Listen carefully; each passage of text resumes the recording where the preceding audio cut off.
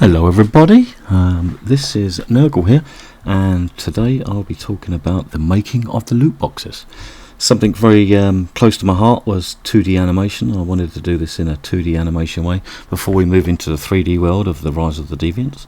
And for these loot boxes I created them in Photoshop using several different techniques, so I'm just going to go through them and show you what they were. As you see, here's the loot box. If I bring up the timeline for it and try and picture the loot box in there still, as you see, this first bit here is a colour changing one. So if you look on this side of it here, you will see the video files, and if I start opening them all up, you'll see how much work goes into just doing a spinner. Yep. Lots of files, lots of colours, changing different things, the wording as well. If we close up on this, go a bit bigger, you'll see as we scroll along here, you'll see the colour change. That's the different colour versions. Now to get it to spin, I obviously had to animate each frame. So you'll see this is a standard front frame, and as we move, this one has also been animated itself. So I drew that, and then drew that, and then drew that, and then drew that, added the wording in, and then drew that, drew that, drew that. All these have to be drawn basically so you get the complete spin. So you'll see it's all 2D animation, and then as we go along it obviously gets faster. So if we play it, continues to be something like this. There seems to be an extra wording going on here, which I probably did delete at some point. I think it might be this one that was deleted. That was the old wording, which was going to be stationary on the outside of it.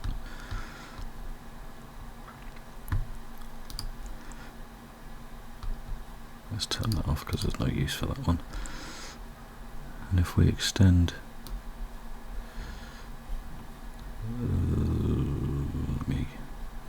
let me reduce that one down. Try and extend this one out. You'll see there's a hell of a lot of files here. So a lot of it is colour, a lot of it is animation frames. So we press play, you'll see that the box spins, the colours change. And that is basically how much work goes into the spinner, just the spinner itself. The slowing down, the speeding up is all done through the frame size. So 1 frame or 2 frames, 3 frames, 4 frames, sometimes 10 frames. But as you can see, the faster you go, the smaller the frames. If we look at the frames, see the frames get smaller and then bigger again as it slows down. Here we go, you'll see it, yeah. I have to try and keep up with the actual frames themselves, as there's a hell of a lot of work gone into this just to make it spin. And that is how we done the spinner side of it. It looks very cool, works very well, all 2D animation, every frame done by hand, and then obviously repeated in a cycle. So I've only had to basically draw 1 complete spin, and then I can just rearrange the rest, add them together. And this is all done in Photoshop, like I said, to create this effect here. And then we move on to something else. Okay, so what we had to do here was create an image such as the ancient, and put all the little things in it that we needed, like the ancient winds, the amount. I think this is an old one actually. I don't know if it's the new one. This is basically the animation for the prize coming out. So if you look again at the amount of detail we had to put in to get this to work, you'll see all the different files all put in order, the images, how far they range, what we had to do to make it work.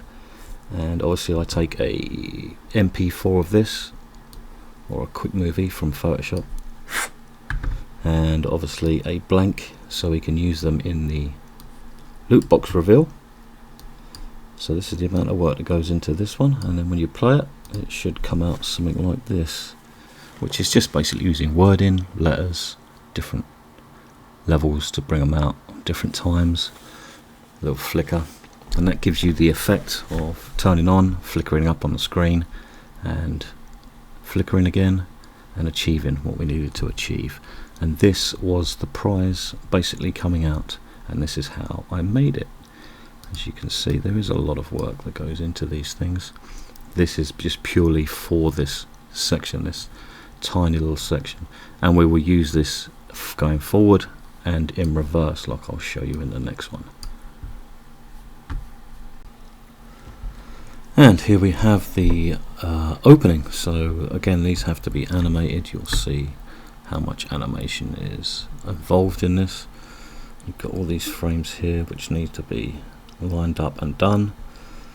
Different fades going in and out. You see the different levels here, so we have to do one of these for each and every single different thing we're doing. So for instance, the ancient, the uncommon, the rare, the common, the legendary, the epic, they all have to be done individually like this, with a few adjustments each time you do one.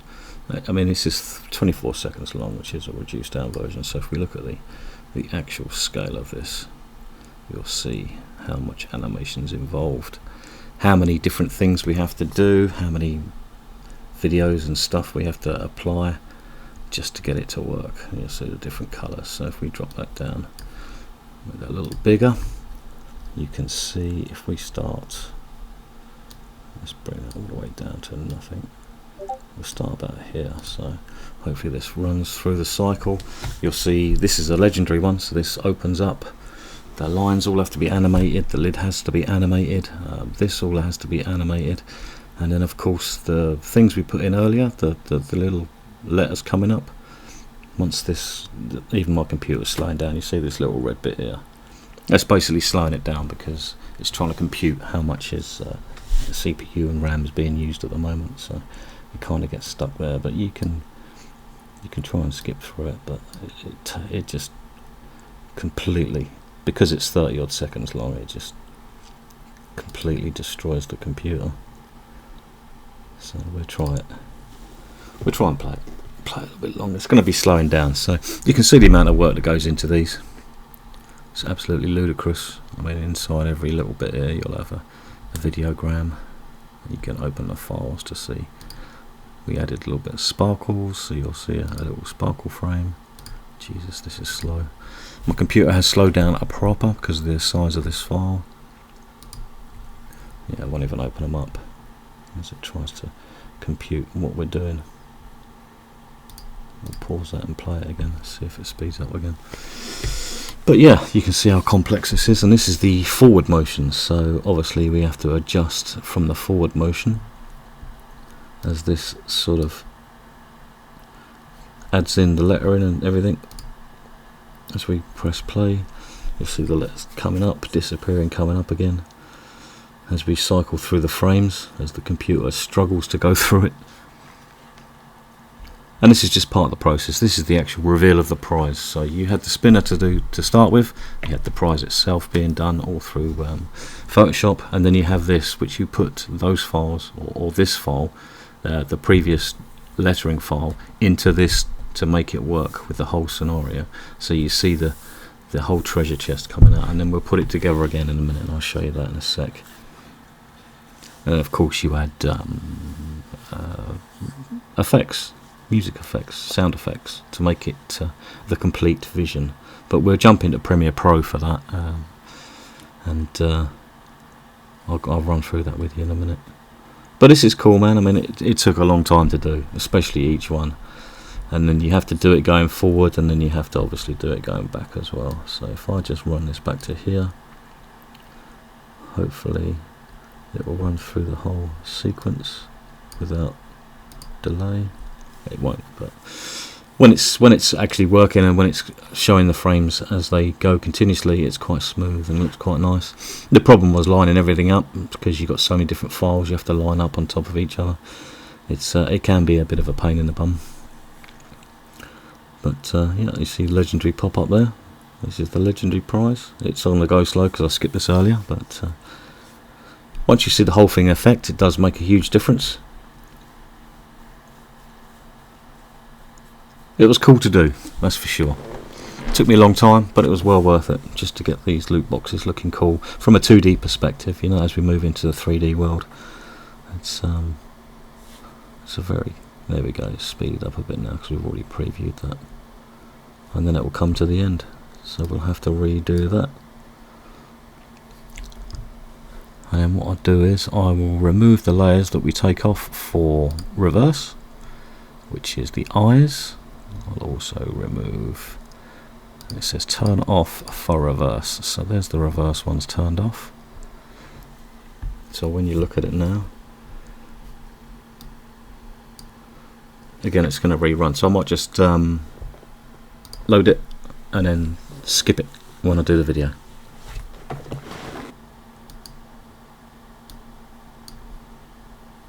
Now, having put that in reverse, you can now see that it's got no flames or anything. It's got hardly any smoke. We've taken a lot of the smoke out.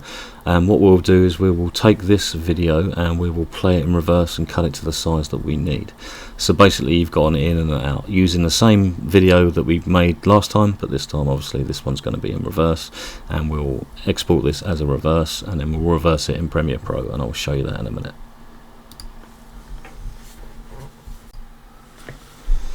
Right, and here we are in Premiere Pro, and as you can see, it's rather a complex mix of different things as you scroll through it. You can basically see the different things. There's a little bit of an added extra thing I've done. Right, and that's the PNG there, as you can see it. We're closing on that. We'll go through the files as we see them. That's the first main, obviously, with that coming up. It hasn't got the logos either side of it yet because that's done on a different one. But you see that coming to fruition from the smoke. There is music, but I haven't turned audio on this, so on this recording. So here's the spinner animation that we done. So as we play that, you'll see this, it will start to cycle through and then it will do the different things that we want it to do. That's the spinner animation that we done earlier. Looking very cool. All part of the same complex structure of build up. Once that stops and cycles through its colours, which will be to here, you will then get the animation loot box, which includes the lettering and everything coming out of the prize. So this will hit, say, uncommon, and you'll see this cycle through the animation that we built, and obviously the prize list animation appears. That comes up now, uncommon, and that's your reveal of your uncommon. There we go. And then this is the reverse, so it hits the reverse, goes a bit faster, we sped it up, and then it reduces back without this smoke and the fire, and then closes back down the lid. Boom, simple as that. And that is the simple build for it. And then obviously a logo at the end, Bosch. And that is the loot boxes, and that's how we built them, and how we made them, and how we put them together. A lot of work involved in it, as you can see. As I say, the sound effects aren't on at the moment, which is pretty cool, but I mean, there's a lot of work went into the sound process, a lot of work went into making it work together, closely linked with each other, making sure that the dings and dongs were at the right place, and it does make for a pretty cool overall effect. All 2D animation, all hand done, and then your prize is revealed as we move into the 3D world. Well, I hope everyone has a nice mint on the 1st of December. I'm looking forward to seeing them sell out, hopefully, as quick as possible. That would be awesome. All the funds are going straight back into the game development, obviously. And I wish everyone luck and hope everyone gets something nice. Maybe even an ancient. Wouldn't that be cool? There you go, a flick of a button there. You've got the ancient pull up. Ooh. How cool is that? Good luck, everybody.